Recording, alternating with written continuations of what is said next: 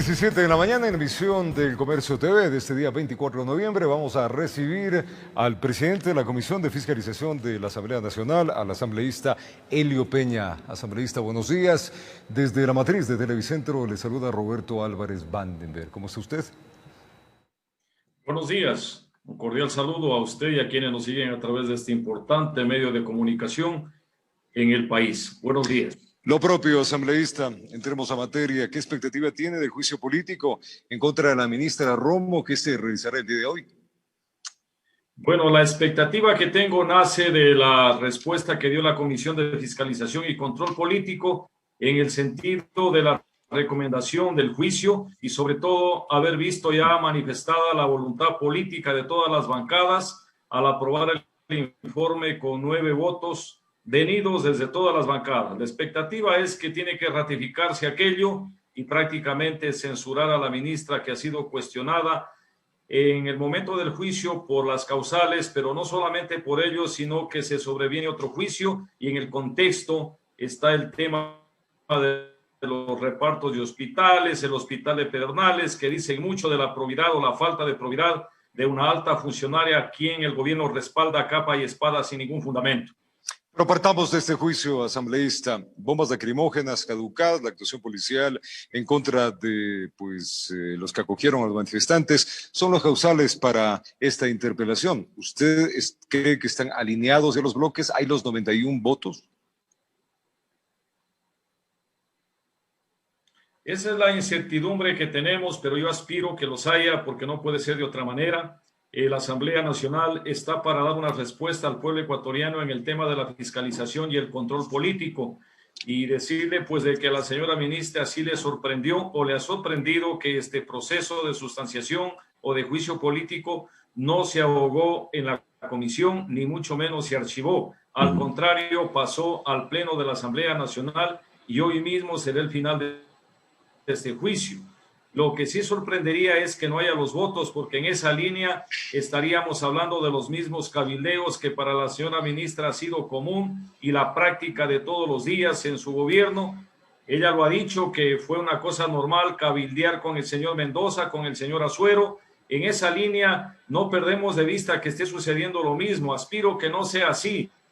Más bien que la Asamblea, que si bien se dice que tiene un desgaste notorio, dé una respuesta al pueblo ecuatoriano y no admitir la descalificación desde el Ejecutivo, ni mucho menos de la señora ministra, el tema de seguir desacreditando a la Asamblea Nacional. Pero hoy queremos cotejar esas posiciones y realmente que la Asamblea le diga al país, que le diga al pueblo ecuatoriano que en el marco del control político y de la fiscalización hacemos lo que tenemos que hacer. Asambleísta, la ministra ha dicho en varias ocasiones que su destitución es como un premio consuelo ante la violencia de octubre. No, no es así. Ella no puede decir más de aquello, ni podrá desvirtuar lo que no desvirtúe en la Comisión de Fiscalización y Control Político.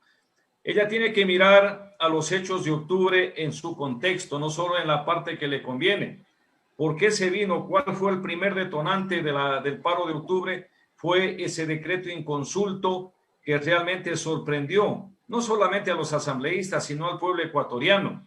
Eso también dio muestras de un gobierno de falta de tolerancia. La segunda detonante fue la razón de que no acogió el clamor ciudadano en decir que se revoque el acuerdo y sentarse a negociar transparentemente con las organizaciones, con el pueblo ecuatoriano. Entonces, lo que se pudo ver en el paro de octubre fue también un capricho político que desencadenó no en una confrontación, sino un enfrentamiento liderado por la señora ministra frente a sus adversarios políticos. Yo no quiero llamarlos enemigos políticos, sino más bien adversarios y como quien dijo, quién se lleve el trofeo. Y efectivamente en la confrontación no se llevó nadie el trofeo, sino más bien que dejaron destruido Quito, dejaron muertos, dejaron 20 personas que perdieron un ojo y de eso la señora ministra no dice nada. Entonces, tenemos que mirar al tema en su contexto general, no solamente las dos causales que han sido tipificadas y obviamente que han sido fundamentadas y sustanciadas y motivos y razones suficientes para que la señora ministra sea censurada. Asambleísta, la ministra también ha argumentado muchas veces que hay un sesgo de machismo frente a toda su actuación ante el legislativo. Yo creo que no es eso, no es así. El hecho, en el tema de la equidad de género, si alguien va a un ministerio, tiene que enfrentarse como ministro o ministra y dar una respuesta al pueblo ecuatoriano.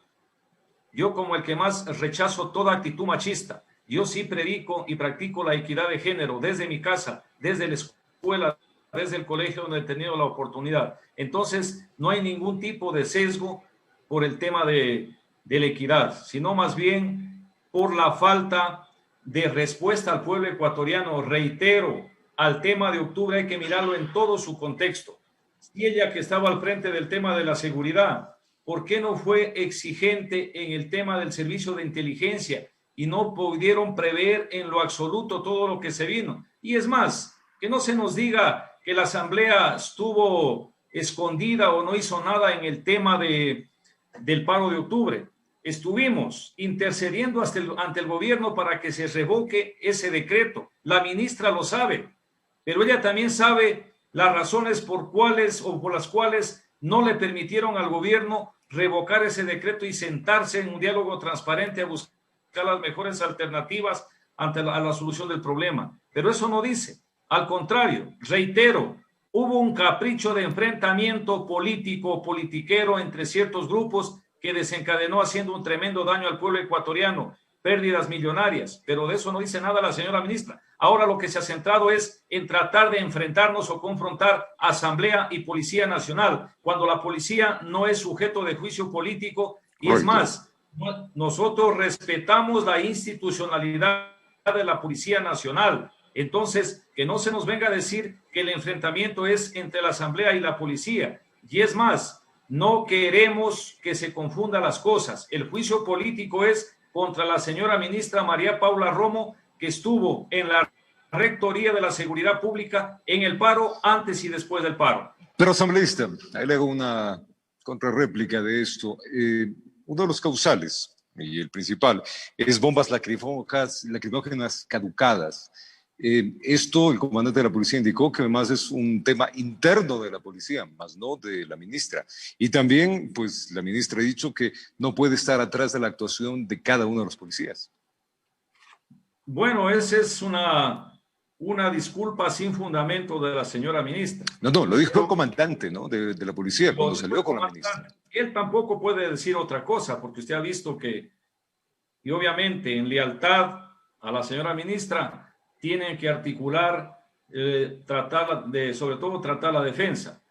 Pero no hay que perder de vista que la ministra de gobierno o el ministro de gobierno es el rector de la seguridad y es el responsable de todos los equipamientos del que debe tener la Policía Nacional, de dotar lo adecuado y lo suficiente para el tema del enfrentamiento que debe haber, en este caso, de repeler a los manifestantes violentos en el paro de octubre. En todo caso, nosotros hemos dejado claro también que al no tener los insumos necesarios, los instrumentos necesarios, incluso se ponía en riesgo la Policía Nacional, porque si bien es cierto, ella dice que las bombas lacrimógenas caducadas no causaban más daño, más bien eran menos efectivas. Ahí está prácticamente diciendo que poníamos en riesgo a la Policía Nacional porque no se podía repeler, y eso desencadenó inclusive en que hagan uso inadecuado de la fuerza, en el sentido de que tenemos personas que fueron heridas, 20 personas que perdieron el ojo, y que hay testimonios y evidencias que pudieron haber sido por el lanzamiento directo de aquellas bombas que según ella no servían. ¿Y eso es responsabilidad de la ministra asambleísta? Efectivamente es así, porque ella tenía al frente de la seguridad y el control de la Policía Nacional, desde la pirámide de la jerarquía de la autoridad, que empezaba en la ministra y desencadenaba obviamente en el policía que sale a hacer los operativos. Todo esto tiene una razón de ser. Entonces, que no se nos diga que estamos en contra de la policía. No, cuidado. ¿Qué opinión ha dicho y qué tiene usted, más que dicho, qué opinión tiene usted de otros asambleístas que han salido, han dicho que este juicio político no tiene ni pies ni cabeza? Bueno, de ser así, también que digan que no tiene ni pies ni cabeza la exigencia que hubo hace algunos meses atrás al presidente de la República que le pida o le exija la renuncia a la ministra. Hubimos 124 asambleístas que estuvimos en esa línea. porque a más allá de las causales se suman los hechos que se vinieron después de la solicitud del juicio. El tema de hospitales, el tema de repartos, la vinculación de dos exasambleístas que están llamados, uno preso, otro llamado a juicio político, en los cabildeos, en los chats, en que la mencionan en reiteradas ocasiones a la señora ministra. Aquellos asambleístas que están diciendo eso en los actuales momentos, que dicen que no tiene ni pies ni cabeza este juicio, más que certezas, nos dejan muchas dudas de que siguen en las mismas prácticas fraudulentas, mafiosas, de querer defender lo indefendible a cambio de algo. Y ese cambio de algo se llama repartos. ¿Y de dónde vienen los repartos? Vienen desde la presidencia de la República, derivados en los diferentes ministerios. Entonces, que no nos sorprendan o que no les sorprendan también que aquellos videos que están circulando nacen de una realidad, aunque para muchos sea una especulación. Le puedo preguntar algo, asambleísta. Yo siempre que entrevisto a políticos como ustedes, siempre hablan del reparto, siempre hablan en este punto de que se conoce, se sabe. ¿Por qué no se denuncia este tipo de cosas en la Asamblea? Si sabemos que hay repartos, como dice usted, ¿por qué no se los denuncia frente a frente y se dan nombres y se indica cuáles son? Mire, hay denuncias inclusive que han Pero derivado firme. en fiscalía. Pero en el marco de la competencia, de la independencia de las funciones del Estado, cada quien tiene que hacer lo que tiene que hacer. Hay denuncias de influencias. Hay asambleístas que están procesados y a nosotros nos corresponde hacer lo que corresponde, el levantamiento de la inmunidad parlamentaria, si es que algún juez o alguna jueza lo solicita, y así lo hemos hecho. Lo hicimos con un asambleísta de Madrid. Pero ha sido la prensa asambleísta la que denuncia esto, no casa adentro. Efectivamente es así, y yo como el que más celebro ese periodismo investigativo que ha habido, pero usted sabe que también estos son faltas ocultas, faltas oscuras, que así se las llama en el tema del derecho, ¿no? Entonces no es tan fácil, pero dejan a la luz del día muchas evidencias. Es como por decirle algo, la señora ministra rechaza y dice que esos chats del señor Azuero, del señor Mendoza en los que la involucran, dice que son falsos, que son montados. Entonces se requiere una investigación prolija y obviamente peritajes que nosotros como asambleístas no los tenemos, pero sí los tiene la justicia ordinaria, la fiscalía, para que haga la investigación correspondiente. Voy a tomar unas palabras suyas de un momento. Usted habló que la asamblea está desgastada, que de acuerdo a ello no tendría capacidad moral para que poder pues también interpelar o en este caso censurar a otro estamento que también está siendo cuestionado. ¿Por qué? Mire, esa ha sido la retórica y yo le diría hasta una campaña orquestada a través de algunos medios de comunicación venida desde el Ejecutivo para desprestigiar a la Asamblea Nacional y tratar de limpiar todos los errores venidos desde el Ejecutivo, incluso esas salpicaciones de corrupción. Pero yo tengo que decirle al pueblo ecuatoriano, no todo se puede generalizar. En la Asamblea hay y habemos asambleístas honestos y decentes que sí sabemos a qué nos mandó las provincias a la Asamblea Nacional. Y hoy quiero que se refleje esa decencia, porque realmente los que sabemos a qué fuimos vamos a dar una respuesta al pueblo ecuatoriano y el pueblo ecuatoriano estará pendiente. La señora ministra ha dicho el otro día en un evento de la Policía Nacional que efectivamente puso en alto a la Policía Nacional, como yo también la pongo y muchos ecuatorianos la ponemos, y ella decía que si la Asamblea tendrá la misma decencia o podrá decir lo mismo que la Policía Nacional. Yo al contrario le digo a la ministra, si el pueblo ecuatoriano podrá decir lo mismo de ella, pero hoy vamos a ver quiénes estamos del lado realmente de la transparencia, de la fiscalización honrada y honesta, a cambio de nada, sino solamente dándole una respuesta al pueblo ecuatoriano que exige transparencia y exige sobre todo castigo y censura a quienes hacen malas cosas desde las funciones diferentes del Estado. Hoy sabremos el desenlace, asambleísta. Vamos a un tema más que también habla justamente de su presidencia de la Comisión de Fiscalización. ¿Cómo está pues el tratamiento al juicio político al exministro de Finanzas, Richard Martínez? Bueno, en principio tengo que decirle que no está en la Comisión de Fiscalización. Sigue en el congelador, hablando metafóricamente, o en el escritorio del presidente de la Asamblea. No ha llegado, no tenemos ningún juicio político en la Comisión de Fiscalización y Control Político. O sea que esto es en un supuesto de los 5 juicios políticos que le quieren hacer, o los 5 pedidos.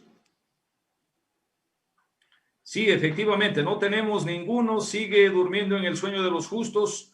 E incluso el otro juicio de la señora ministra María Paula Romo, que ha sido por causales del tema de repartos de hospitales, tema de hospital de Pedernales, aún no llega a la Comisión de Fiscalización. Eso es importante que el pueblo ecuatoriano tenga claro, porque juicio que llega a la comisión nosotros lo sustanciamos en los plazos establecidos, que no va más allá de 25 días, porque esa es la responsabilidad que tenemos.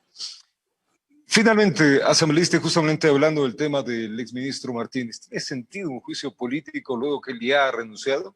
¿Cuál es el objetivo de esto?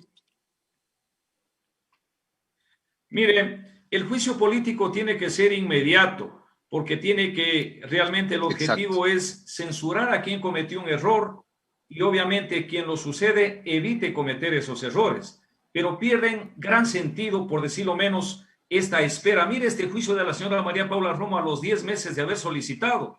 Mucha gente ya se está olvidando de los hechos de octubre, sin embargo, a los 10 meses se sustancia y se va a procesar un juicio.